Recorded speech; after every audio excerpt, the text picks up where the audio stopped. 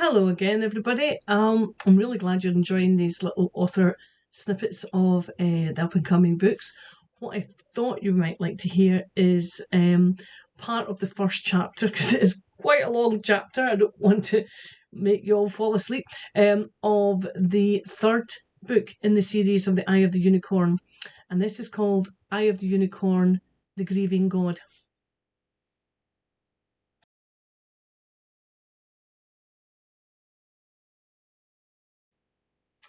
Okay, are you ready? Here we go. Shoston strode down the corridor deep in thought. It had been almost a year since he had heard from or spoken to Thur. He could still feel the Edor's presence in his mind, but no direct communication or instruction had been given by the leader of the Edor. The whereabouts and progress of Dyke's forces outside of the Edor home would remain unknown.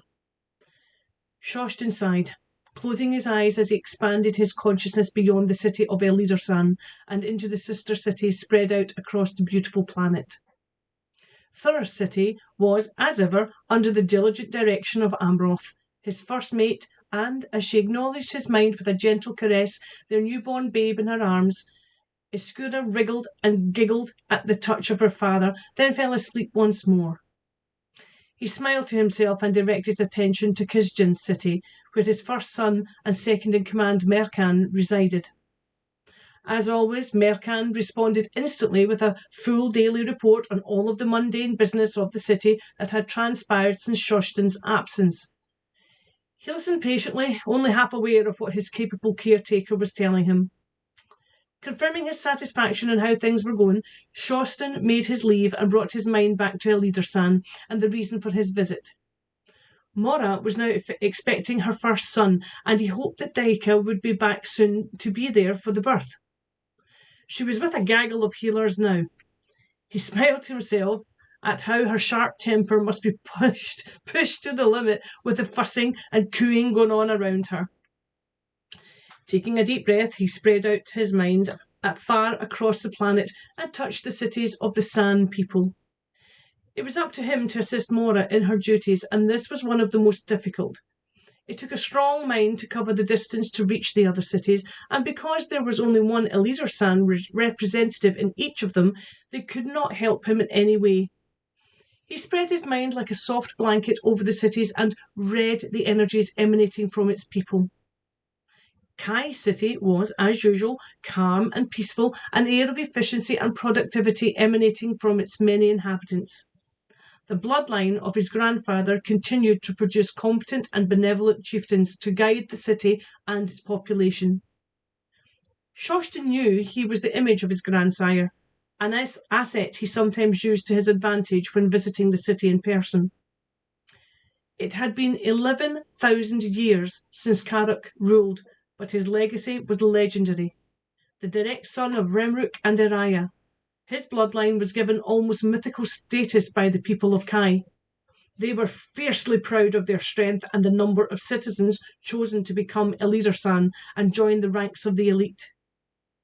Shifting his mind, Shoston moved steadily across the plain to Duna, a city that had troubled in the past, but which now seemed to be serene and settled. The bloodline of Aroth was good and true, with the shame of their history weighing heavily on the citizens. They seemed to strive even harder to be the best of the San people.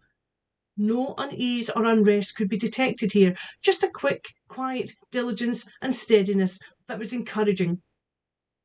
Shoston made a mental note to visit the city of his first mate again soon. Swinging to the south over the vast forests, he found the city of Nem, shining like a jewel in a sea of foliage and trees. A sharpness and edge instantly alerted him. The feeling from the city was so different from the others. It was jagged and staccato as an undertone of disquiet emanated upwards. He could not get a fix on what the issues were, so, pulling back, he gritted his teeth and tried to fight down a feeling of unease that now churned inside him. It looked like he had done a sweep just in time. Making his way to the chieftain's apartments, Shoston waited politely in the reception rooms till the healers were finished with Mora, although he suspected it would be more the other way around. Yes, yes, thank you, I will. The hurried thoughts spilt out into the public lines as Mora ushered the four healers from her rooms. No, really, you don't have to. The colouring of her thoughts was starting to change from polite to irritated. She gritted her teeth at their fussing and tried to dampen the urge to punch them. Sensing her mood, the healers quickly withdrew and made their way out of reach of her temper. Shostin smiled and pulled a face at her as she struggled to regain control. My Lady Mora, are you in good health? Shostin politely inquired, his mental shields up for the stinging reply. Your health will be in question, brother dear, if you don't stop teasing. Mora eased her aching frame into a chair. I'm just about to burst with this monster of a child. The sooner he is born, the better. The acidity in her tone did not dissipate when talking about her infant, and Shostin noticed the lack of warmth in her mind. Mora, it seemed, was not mother material.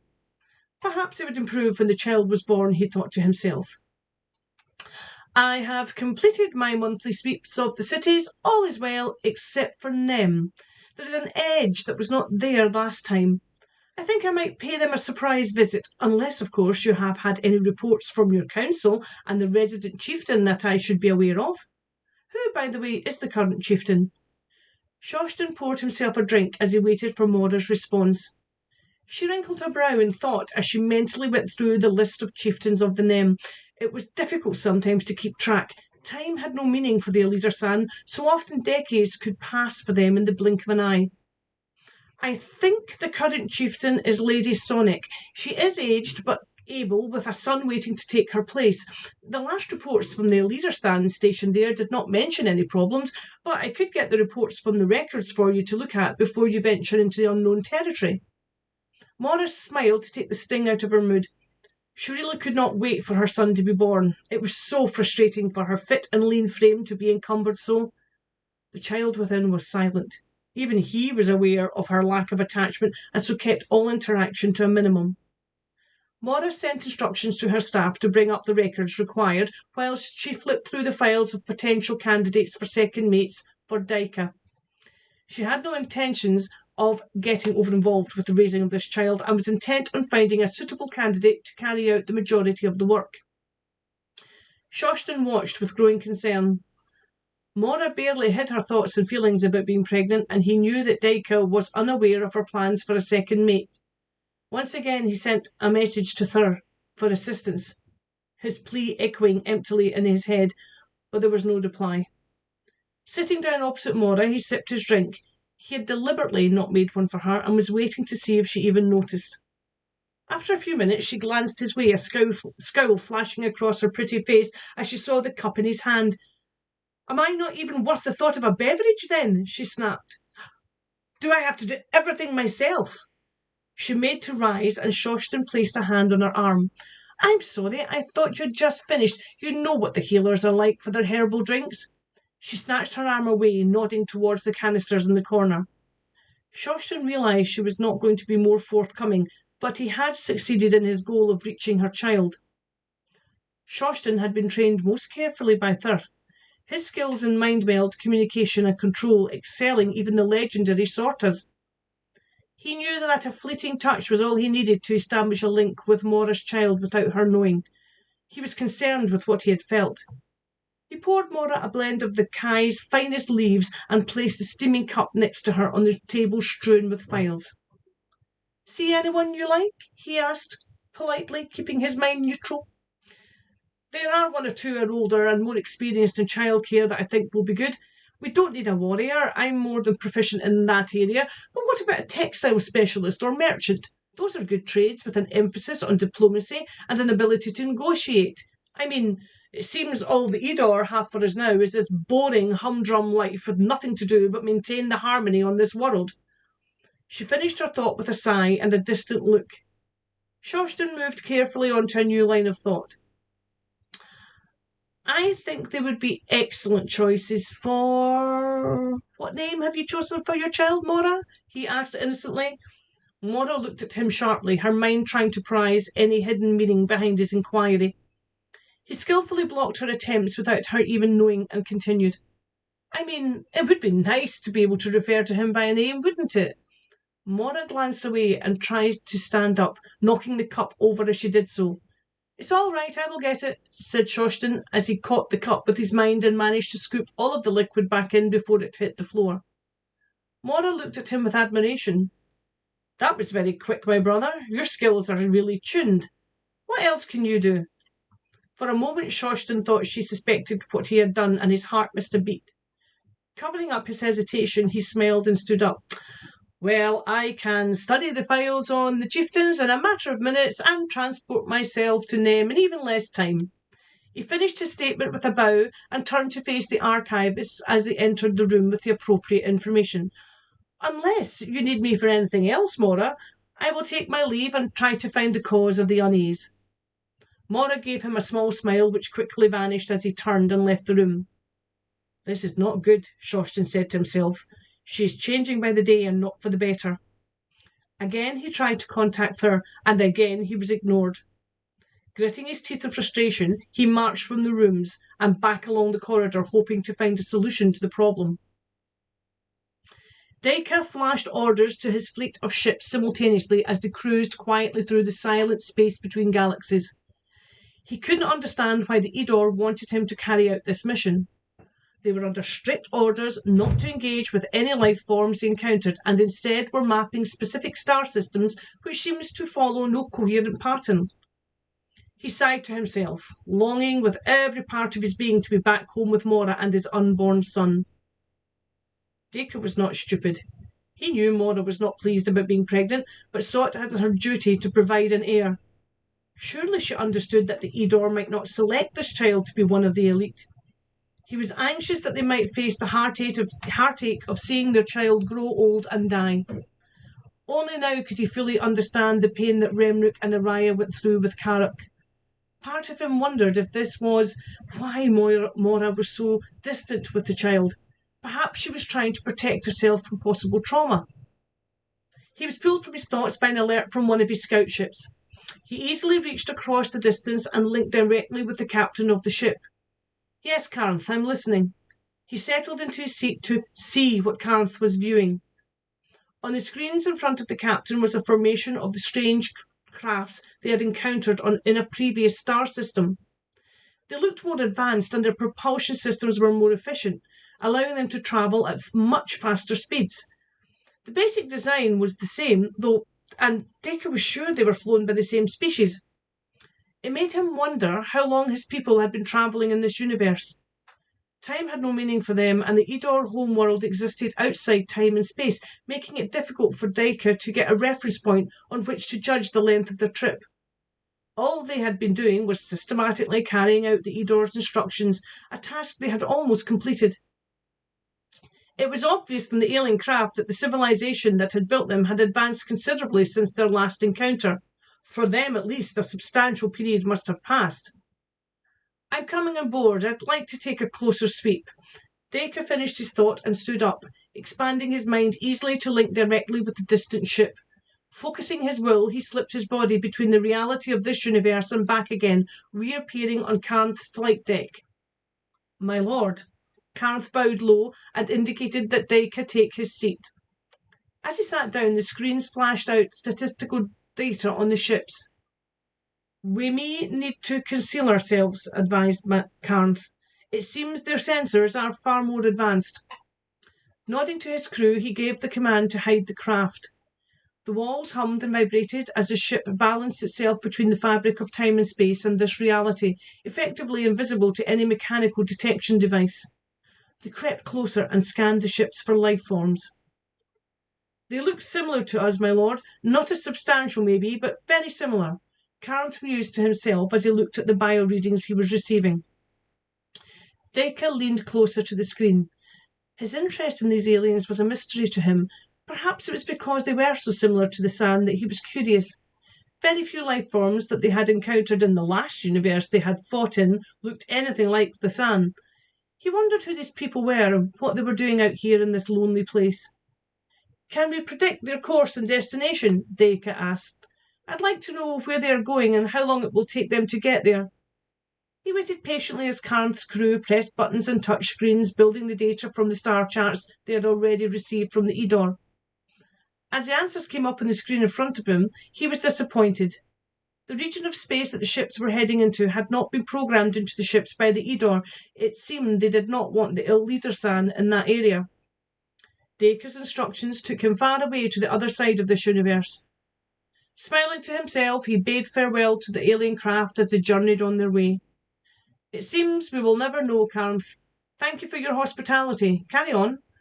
He gave the captain back his seat and moved once more through space into his own ship. He was still perturbed about the other race he had seen. Unable to rid himself of his curiosity, he made his way back to his quarters and tried to still his mind with a game of chance. It took a long time before he was calm and tired enough to rest, but it was not a peaceful sleep. Instead, he fought the Cuck once more on Cern. Only they did not look like Cuck. They looked like San. Shoston pored over the reports, looking for any clues as to the unrest he sensed in the city, but there did not seem to be anything obvious. Lady Sonic had been diligent in her management, meeting regularly with her Liedersan contact and sending goods to the city of Kisjan to trade. All appeared well, which made him even more perturbed about what he had felt.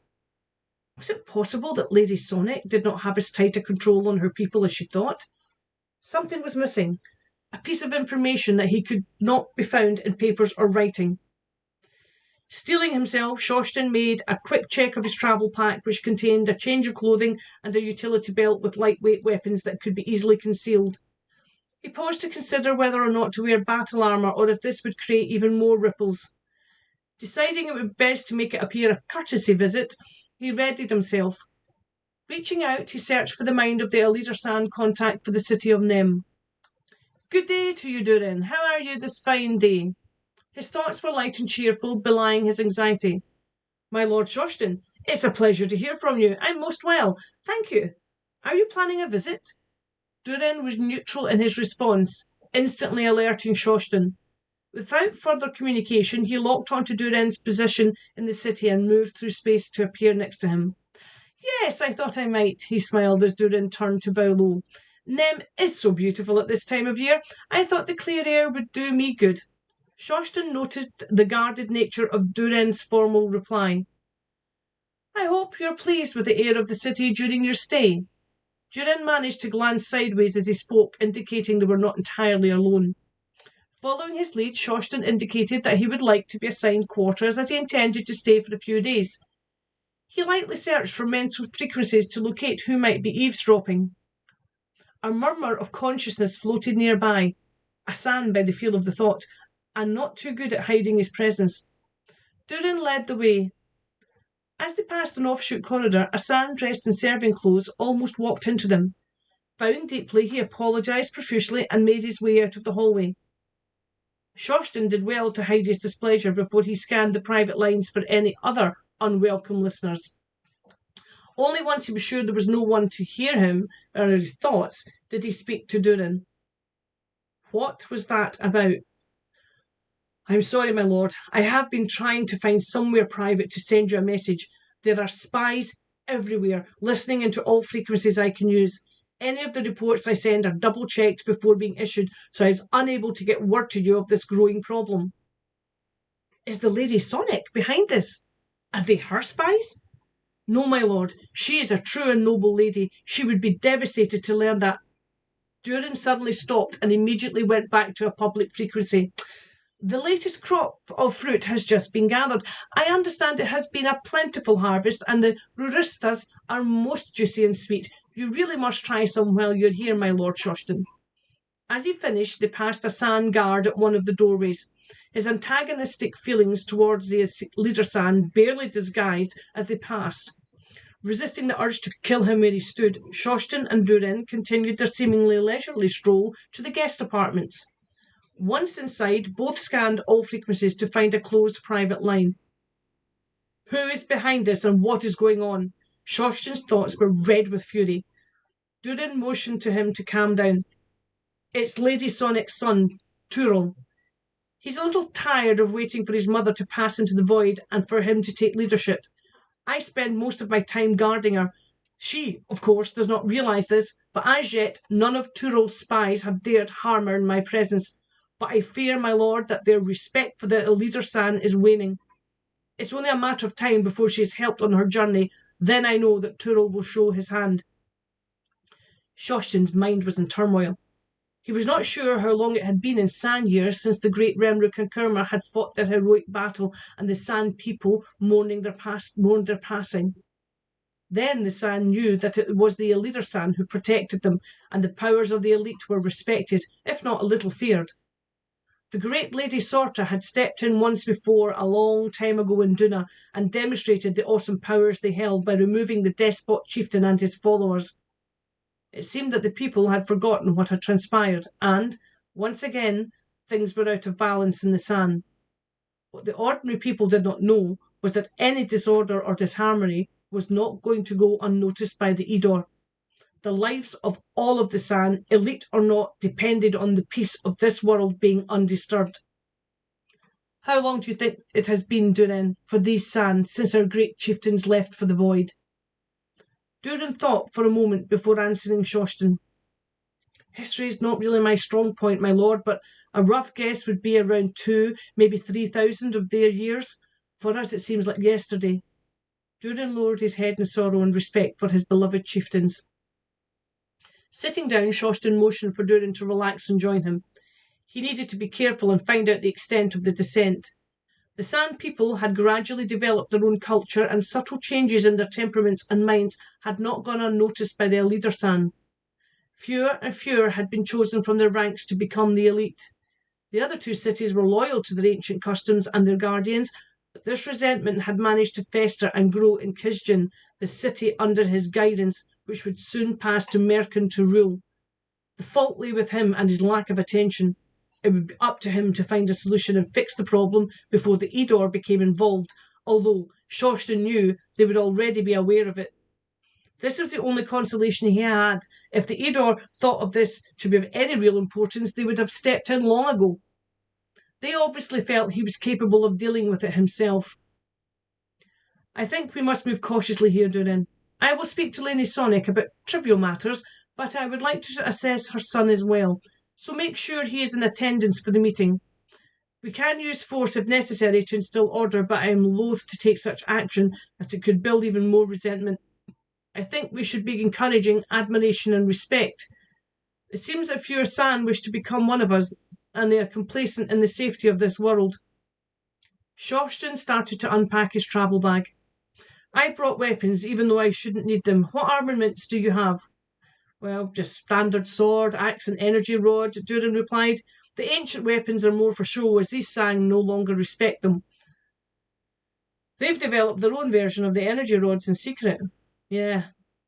There are Tarl that have been teaching the San for centuries, and they've been putting their knowledge to good use. The weapons are no match for our power, but they don't know this yet. I'm not sure about the other San cities. I doubt if they would condone such weapons, but you never know. This unrest may be deeper than we think." Durin sighed and made to leave. "I'm so sorry I've not been able to keep you up to date with what is happening. I have tried to find friends amongst the citizens of this city. There are a few, but not many. Most are indifferent and others almost hostile. I must admit, my lord, that I have been hard pushed to contain my temper on many an occasion, but, like you, I don't think violence is the answer in this case." He bowed as he made his leave. "I will arrange an audience with Lady Sonic and make sure Tyrrell is in attendance." Shoshin finished unpacking and dressed himself in formal attire. He knew this meeting would be difficult, and he wanted to keep Tyrrell on his toes. An audience with an Elder San would normally be a very formal affair, and a great honour, so Shoshin knew he would gauge the audacity of Tyrrell simply by what he chose to wear. He walked slowly out onto the balcony overlooking the city, scanning the energies around him. Resentment raced in his body, sending out discord and anger. It was so much more apparent now that he was in close proximity. Using his power, he pushed his calm and compassionate energy outwards, subtly influencing those nearest to the chieftain's halls and slowly releasing them from the agitation that bubbled underneath. He made sure his influence was set in their minds before bringing himself back to his own surroundings, a slight headache starting to build that he quickly suppressed. He sent another request to Thur, not really expecting an answer. And again, his thoughts echoed hollowly in his own mind.